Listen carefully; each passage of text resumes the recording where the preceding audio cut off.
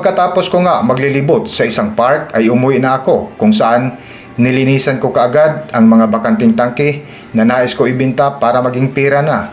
At matapos ko nga nilinisan lahat ay nag-tricycle ako palabas sa tinitirahang subdivision namin na kahit umuulan ay sumugod ako para subukan ko maghanap ng potential buyer.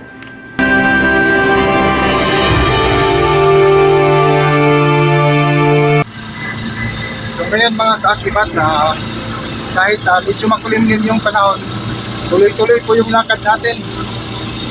Let's go!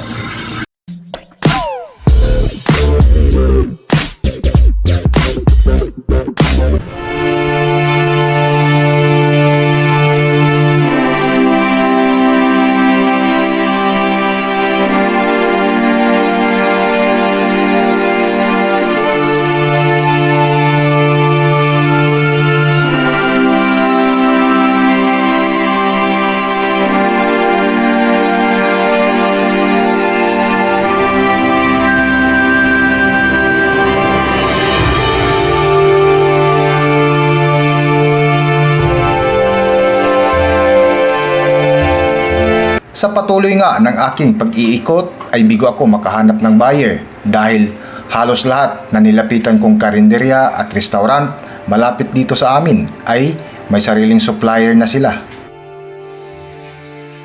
Good morning po ma'am. Yes po, good morning po. Ma'am, ako nga pala si Jay ma'am. Baka kailangan nyo ng mga tangke ng gasol dito ma'am sa restaurant nyo ma'am. Bakit po? Meron kasi akong mga bakanting gasol doon sa bahay. Ay, sir, meron kasi kaming supplier niyan eh. Hindi naman kami ang niyan. Galing po sa company yung nagsusupply sa amin ng mga tangke. Ay, ganun po ba? Sige po, salamat ma'am. Okay po.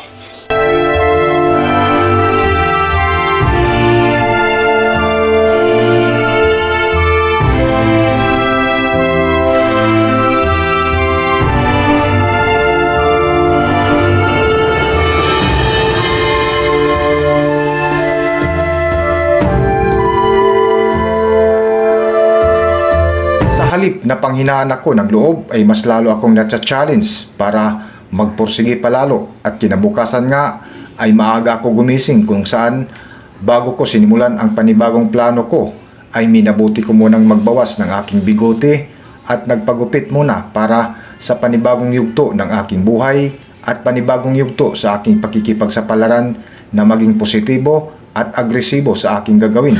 Razor ba? Razor? Nandyan ba yung razor? Aray! Nandito yung makulit kong apo. Ayan o. Pinutosok ako. Ayan o, yung apo ko na makulit o.